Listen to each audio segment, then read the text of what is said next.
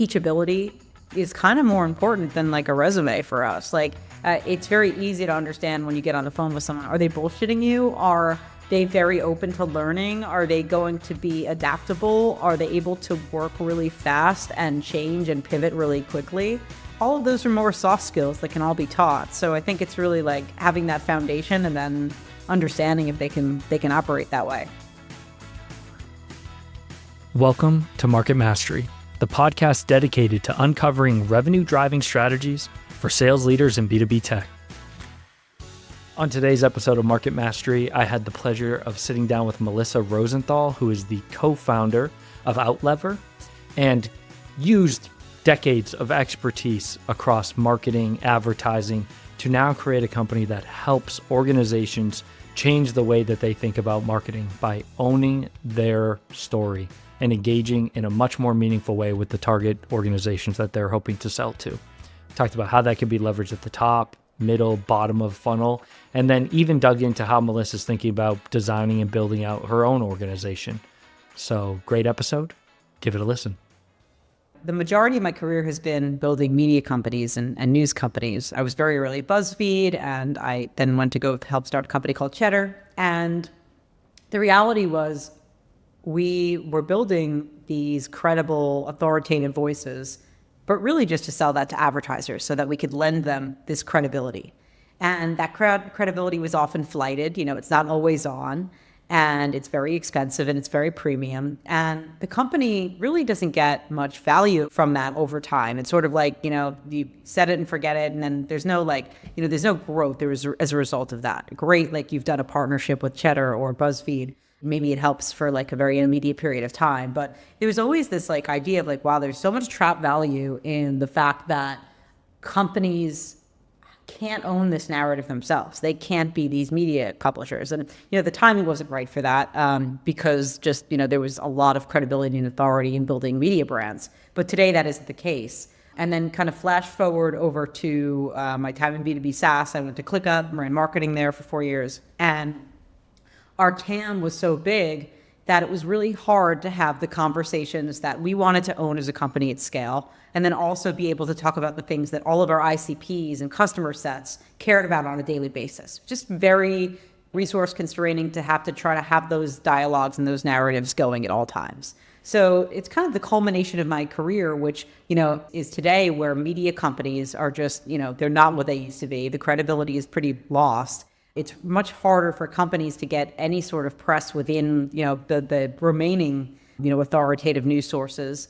And at the same time, you know, on the B2B side, companies are really struggling with like, how do we produce more content? We can't do it in-house. How can it be great? And how can it tie to all the things that we actually need to measure ROI on? So combining like my world for the past, you know, 13 years, it made a lot of sense to figure out the solution of how do we bridge the gap between how can companies actually own their narrative, own the voice, own the credibility, build that and have it grow for them organically over time, and also be able to do it so horizontally that they can talk to the things that are in their customers' worlds every single day and not just the day that they're, you know, hopefully buying your software. So it's just a bit about, you know, kind of the culmination of all these different worlds, like matching up over time and being the person, you know, to be able to solve for that because of my experience. And that's what you felt like. I can understand the problem statement, but then why did you want to actually found the company? Because I don't think anyone else would look at it the way that I can with my perspective of having built media, you know, empires and having taken a SaaS company from Series A to Series C with brand and authority and credibility, and understanding how we can do that for other people. And also just like understanding how broken the existing outbound sales motion is and how, you know, we're stretching it in a way that we never have before with AI, and, you know, we're crapifying it in a way where like it's a race to the bottom. And I think there's another way to solve for that. And that's going back to the things that worked before, which is relationship building.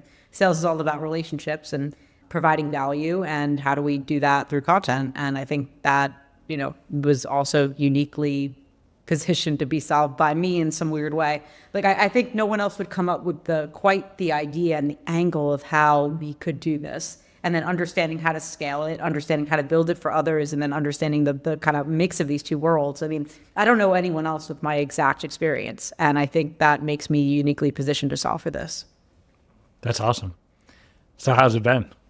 9 months in? It's crazy. Yeah. It's really fun. I mean, there's a lot of things people tell you about building a company, and they're all true.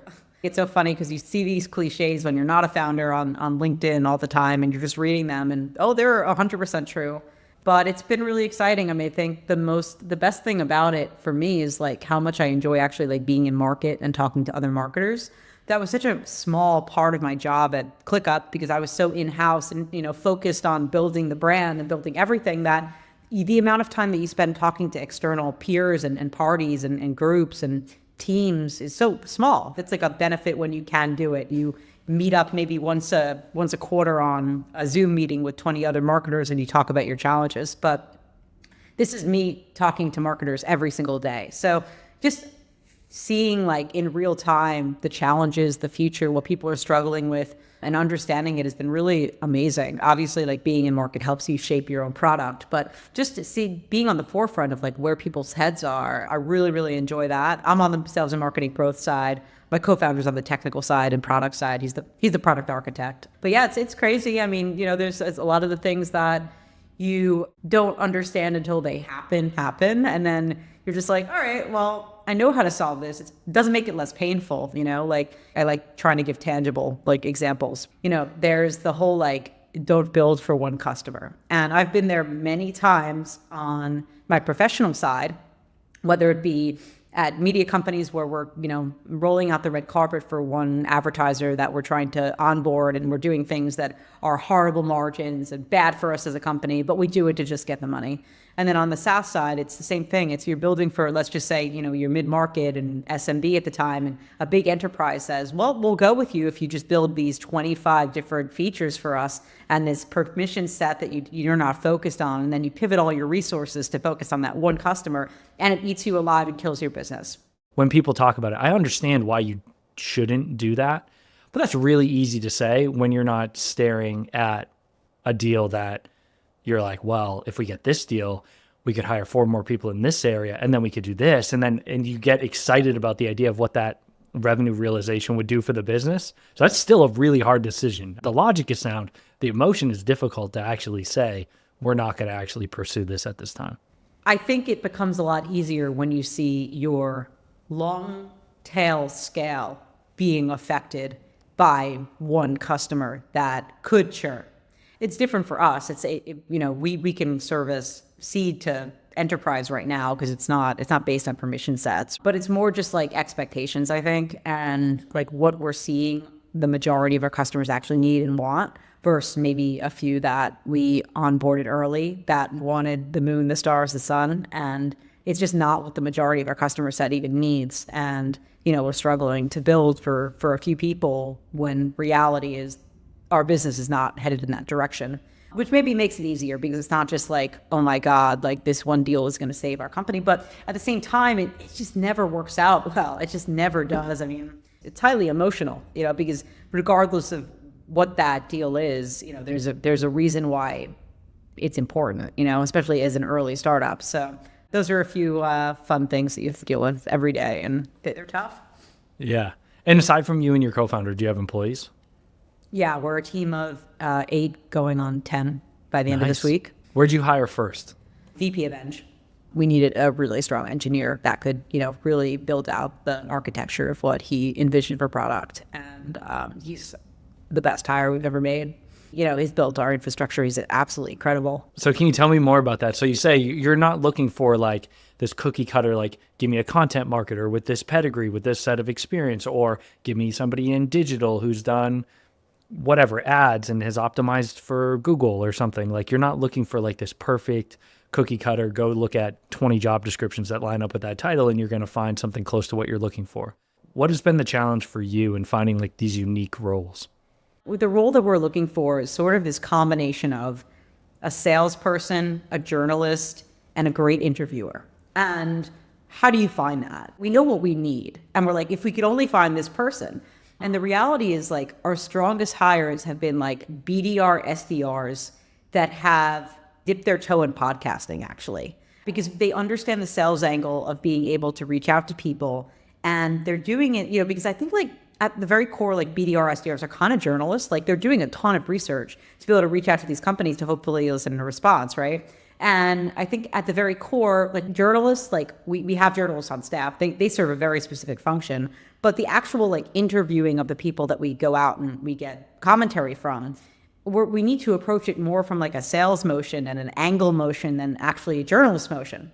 So we've structured our journalists to be able to write our content, but our team of, SDR, BDRs who do the interviews have that background. It's like a sales mixed with podcasting background, which has been really good. I mean, it definitely is the right mix that we need for sure. Like 100%, but think about how hard it is to hire that person at scale. It's hard.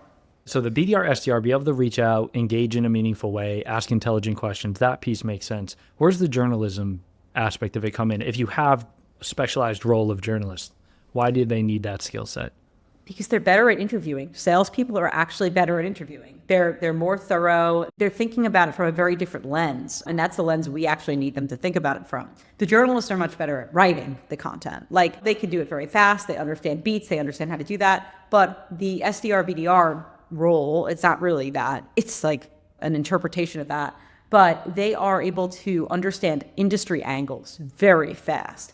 Journalists are not, actually. Like I think they're very used to sticking to their beat, and their beat is their beat, and they're good at that. Like that's great. Like industry subject matter expertise, awesome. But to be able to triangulate across a world of like 20 different industries, one story, and how that story relates to those different industries and who we should talk to, journalists aren't doing that. What's the information they're actually trying to tease out? So what's the output? Why are they reaching out and doing these?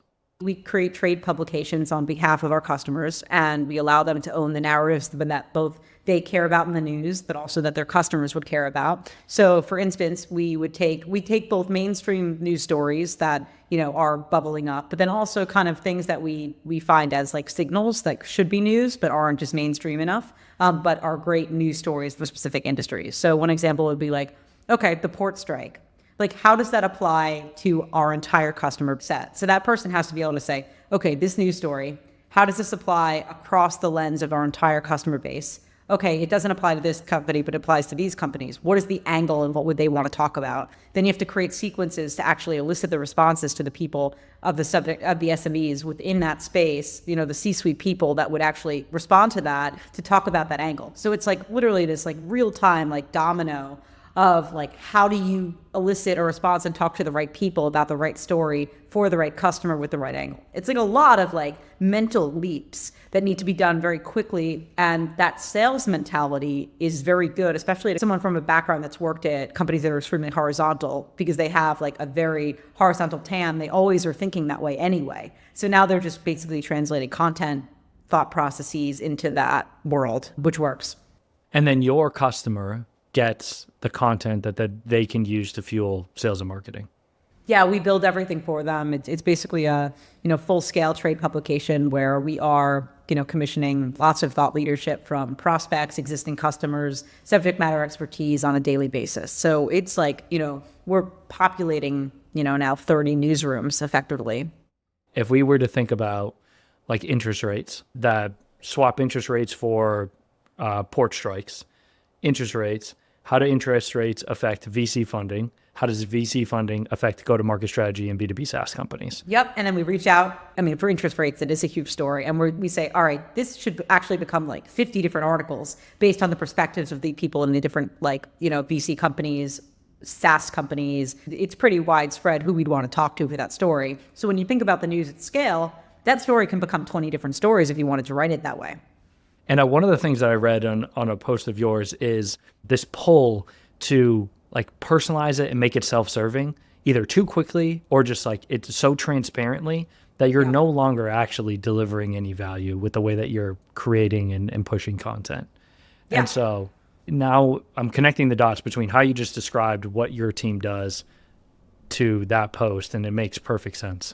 The challenge that companies also have when they're maybe not working with external tools and platforms and people is that the mindset is like so self-serving. To your point, it's like, how do we talk about our product? How do we talk about our features? How do we talk about our solutions? That's not the reality of like what you need to be talking about like 24/7. It's how do you insert yourself and hijack the conversations that are already relevant within your customer set? And that's what we do. When I think about our content strategy for direct ROI, or like this perfect straight line between, oh, we produced this podcast and released this episode, then somebody messaged me on LinkedIn, and fast forward a month and now we have a consulting engagement. I just don't think about it that way. It's just put good stuff out there and build the brand of like being a voice of people who speak intelligently about certain topics. The deals just come like through 100 different ways. I don't need like this perfect tie or attribution. You know, it is the reason why a lot of people start podcasts. Like what we're doing is effectively a podcast at enormous scale. When you think about it, right? We're talking to people and having interesting conversations, but we're doing it via text, via journalism, and in a very newsy way versus, scheduling and recording for a podcast. But we're doing the same thing. We're getting on the phone with people for 30 minutes and we're talking about everything. So yeah, I mean, it's pretty kind of even to what that is. Definitely. And so for growth for you, do you have actual professional sellers at this point, or holding on that? It's just me. I mean, the beauty of our motion is we should actually never, ever have to have a seller. Why do you say that? Because maybe it's a junior me that just like fuels inbound, but our entire motion, our outbound motion to get commentary is an inbound machine. So between my founder-led growth playbook on LinkedIn and our motion as it stands, it works for us. It's like the best marketing machine you could ever ask for. Companies are like, wait, you're reaching out on behalf of this other customer because you've built them a news desk to talk to us because we're your ideal subject matter expert for this article. Oh, that's interesting. Can we talk to you about working together? Like, I mean, it happens like that all the time. It's product-led growth through this motion of doing what you're doing best, but pretty much. It's nice because it's not like the optimization of that isn't like, like loops and optimization of and A/B testing of campaign pages and X, Y, Z and putting the pricing bar lower and changing, it's none of the heavy resource intensive ways that you'd have to do PLG if you were like a SaaS company and like a self-serve platform. So It's like a hack almost. It's PLG through like a motion where you don't need to constantly optimize it over a team of 20 people thinking about it every day. Are there particular industries that you think are better suited or have a higher need for what you all provide? We can kind of work with everyone. I think industries where it's highly competitive, this is definitely a true differentiator. Like we can't do this for everyone in every industry. If you think about the way that we're like, we can't build the dream trade publication for every single company within every single industry. It doesn't work that way. So there's definitely a finite amount of companies within every industry we can work with. So there is a level of exclusivity there. One that like I've dealt with my entire career, but I don't think SaaS has ever seen before. So it's been kind of interesting. They're like, wait a second. So you can't do this with everyone. Like, how does that work? Like, I don't think the mental framework is like, for me, in news company, like we did this all the time. There's exclusivity. It was you block out your competitors, you do this. There's a bidding war against this asset. SaaS doesn't really operate that way. So I think it's kind of the first time some of our prospect customers are seeing a model like that, which is, both exciting to them and I think nerve-wracking and also like helps us sell very fast.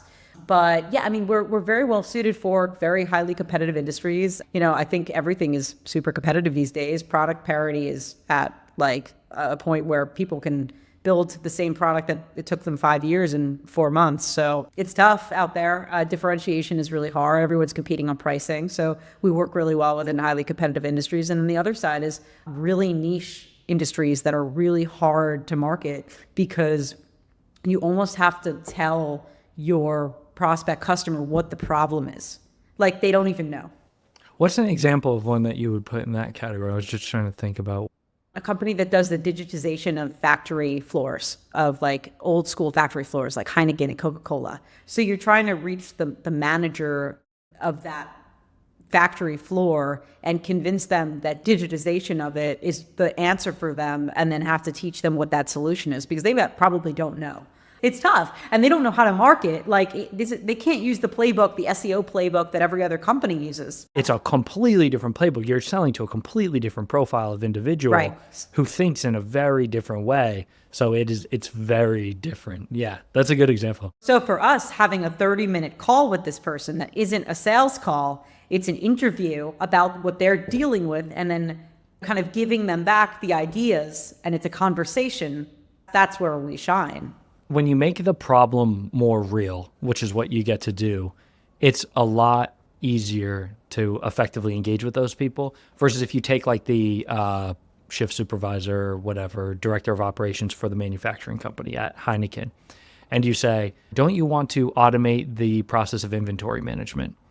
And you're like, that sounds like a word salad of something that like I don't actually think about, but wouldn't it be better if every single time a crate came in, it was RFID scanned and automatically populated in your ERP so you would know exactly how much inventory you have and where specifically it is, rather than having somebody on every shift walk over with a clipboard, count manually where they are, walk back over to a terminal, and then type it all in, and then you have all these errors. Like when you actually break it down to what physically happens on the floor, all of a sudden your sales messaging becomes incredibly impactful, and the way that you market changes fundamentally. 100%. And by having these conversations, you start to really understand what they're dealing with. It's like running a focus group without having to run a focus group. Yeah, 100%. That makes sense. And I think to me, it seems like top of funnel is a no-brainer. Like that makes sense. Like you drive more people and more attention to your brand. But do you see people thinking about utilizing what your team produces in the middle of the funnel to show Bottom of funnel. Yeah. Okay. I figured. We take lead lists. We're targeting accounts. The top of the funnel is great. Like I think it's very valuable top of funnel. You're owning an entire category. And in many cases, you actually can become that trade publication because it doesn't exist or it's going out of business. But it's very bottom of funnel. I mean, the goal for us is have our customers be able to sell on this. Like there's no reason if we have someone that becomes a recurring source for us, that's a C-suite executive at a company, that shouldn't translate into a business relationship. Like this should be the best experience they've ever had. And this should organically grow into a relationship pretty fast, which is actually what we're seeing. So yeah, this is definitely like a bottom of funnel product. Like it is demand gen. We're optimizing for targeted lead lists. We're going after people that like they want to speak to from a business perspective, but we're elevating that person from a thought leadership perspective. Do you execute the service that you sell to your customers for Outlever? We actually thought about doing that to start. My co-founder, before I kind of came on board and I was like, oh, I'm doing this full time, he wanted to do that as the go-to-market motion. And I was like, that's not going to work, but it's a good idea. I was like, that sounds cool. It's like a nice vanity like thing to be able to do. But no, it's so much more valuable for us to be focusing on this for our customers and not doing it for ourselves. Again, like our inbound motion is through our outbound motion for our customers. The benefit of us doing it for ourselves doesn't really make much sense. But yeah, we did think about that. Where are you going to hire next? So you don't think that you're going to need professional salespeople. Where's the next need going to be for you? I mean, we just need to scale up like editorial and interviewers and sequencing and all the fun stuff, and being able to really visualize like the ROI of this. Like, data is a huge part of this. We get a lot of like really amazing soft data from these interviews that we're having, and being able to like translate that into buying signals and figuring out like what that actually looks like when we translate it and we make it the most actionable that we can when we're sending it over. And also just like, we're triangulating the world of this customer's entire buying ecosystem. We want to show them what that looks like. So just really getting very ingrained within like data, visualization, metrics, reporting. That's definitely like a focus. Like how do we go even further? How do we like create the craziest visualization you've ever seen based on the way that this is operating?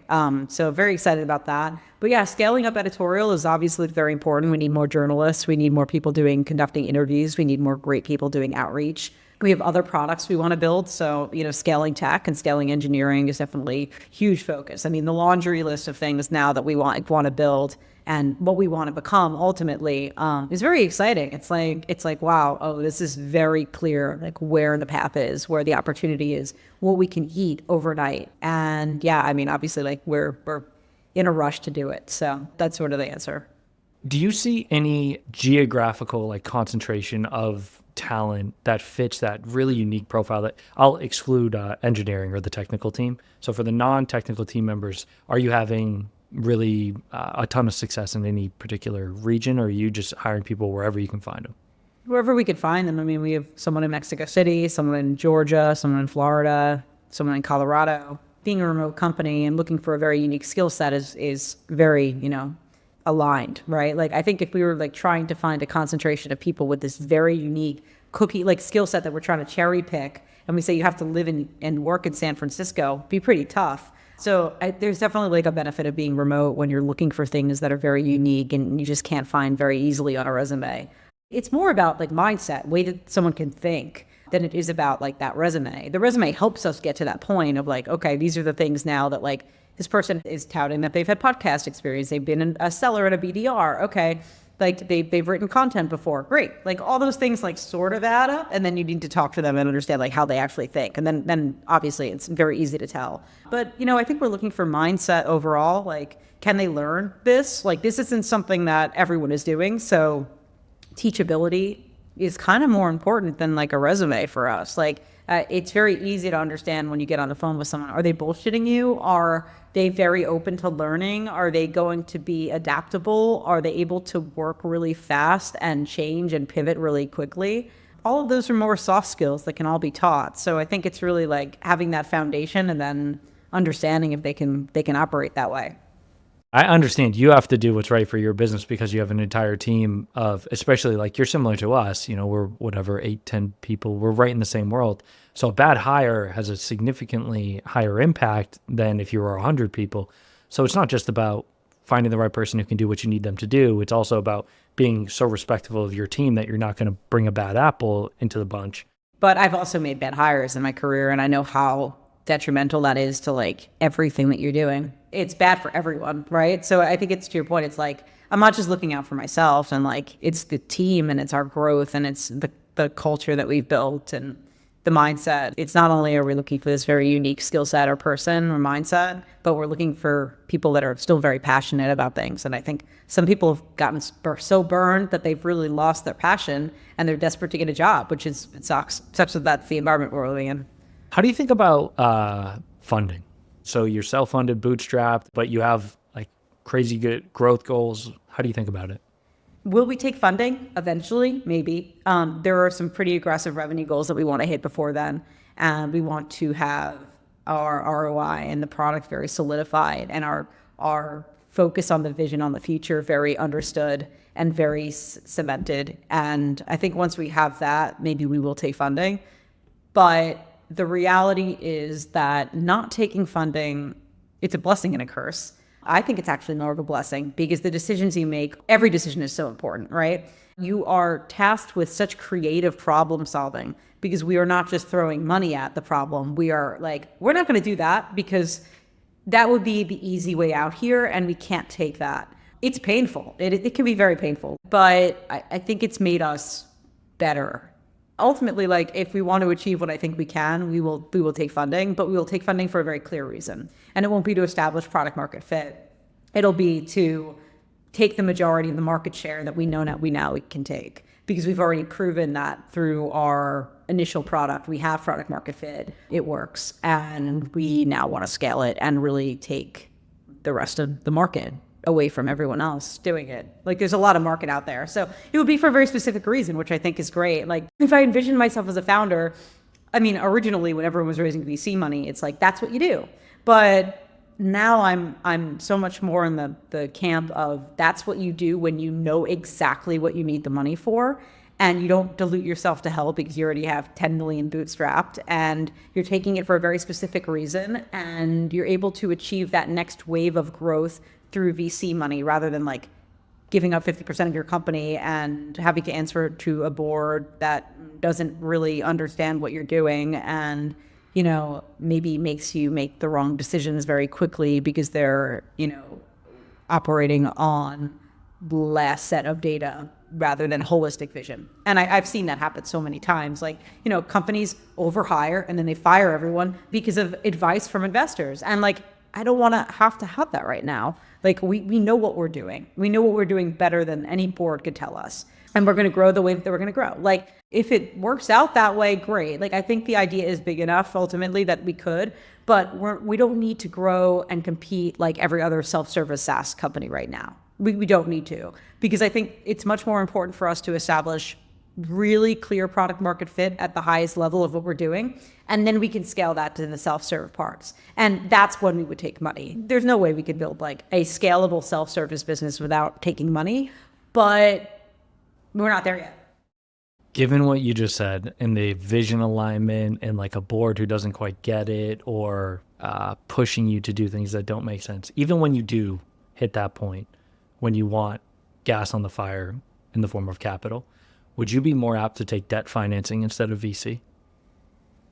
Maybe. What VCs want is they want a multi-billion-dollar exit. And like, maybe that's not where we get to. Maybe we get to a $500 million exit. And that's great for every single person at our company except those investors. So yeah, I mean, we're going to explore, I think, all kind of angles of how we would want to fund this company. But I don't necessarily think VC is the only way. I think it's either debt financing or we find a group of angels who are very invested in the space and we go that way. I mean, VC is just only sexy for a very specific reason. And I think companies that need that fuel and that growth at all costs and like burn fast or burn out and win or die, that's not really where we want to head. Like, if we have a $500 million exit at some point, like, that's going to be great for everyone. So to think that there's only like, do it, like get to the billion or die, like that's not the business we're building. Which, it's so funny because I think that's like, I'm seeing that a lot lately. Like, I think a lot more companies and a lot more founders, if they can do it, are like, oh, this is a better way to grow